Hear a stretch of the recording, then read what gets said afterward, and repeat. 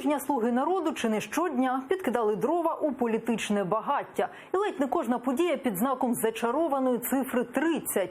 30 тисяч гривень хору вірьовки, 30 тисяч уже доларів хабар за неголосування і несподіване кадрове призначення. Про що це? Це політичні підсумки цього тижня. Розбираємося разом.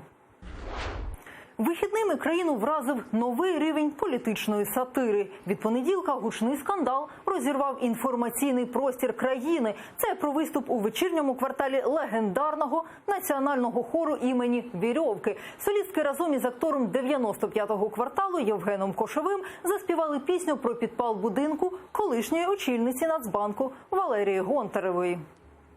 Горіла хата, палала.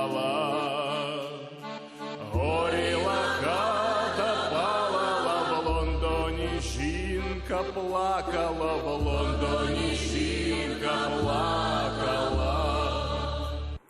І тут почалося. Висловилися геть усі. Від прем'єр-міністра до олігарха. Героїня пісні Валерія Гонтарева жарту не зрозуміла і образилася. А міністр економіки Тимофій Милованов навіть заявив, що цей жарт відлякає від нас інвесторів. На це йому одразу відповів Ігор Коломойський, теж у стилі політичної сатири.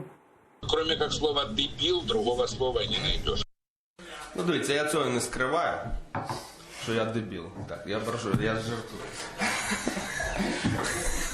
Наступним порвав як резинку інформаційний простір тижня шоумен Сергій Сивохо. Він змінив крісло тренера у лізі сміху на посаду в Раді нацбезпеки і оборони. У депутати влітку не пройшов, тож тепер буде радником секретаря РНБО. Каже, працюватиме зі змислами та людьми. І тут Сивосі, як він їх називає хейтери, пригадали людей із біло-блакитними шаликами. І з ними він стояв на мітингах у підтримку Віктора Януковича у 2010-му. Зокрема, одіозним регіоналом Миколою Левченком, який втік до РФ із любов'ю до руського міру. Тепер екс-комік має глобальні гуманітарні плани. Це створення національної платформи примирення і єдинства. І яскраве завершення тижня – поліграф-челендж. Марафон від «Слуг народу», детектор так детектор. Пам'ятаєте, були стадіон і аналізи? Так от це, певно, продовження. Поліграф так поліграф, так що я розпочинаю зараз поліграф-челендж серед всіх народних депутатів від нашої депутатської фракції.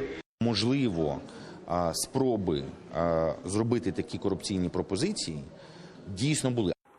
Почалося усе з інформації у ЗМІ. Мовляв, 11 нардепів фракції «Слуга народу» бойкотували ліквідацію корупційної схеми щодо оцінки нерухомості. І не за просто так, а за 30 тисяч доларів кожному. Схему пов'язують з позафракційним депутатом Антоном Яценком, а його самого з Ігорем Коломойським. За дивним збігом обставин саме депутатів-противників схем називають групою впливу Коломойського. Тепер депутати президентської фракції наввипередки хочуть здати тест на правдивість. Поліграф-шоу в прямому етері розпочав Олександр Дубінський, заступник голови фінансового комітету, де розгорівся скандал. За ним і голова фракції Давид Арахамія, і ще низка їхніх колег. Зробити це усіх навіть президент закликав з Японії. Пан Дубінський гроші не брав. Ми зараз стали свідками просто фейкового вкиду про можливий хабар. Чиновнику, политику, представителю государства стоит регулярно пробовать это проходить, потому что оно, наверное, как прививка работает.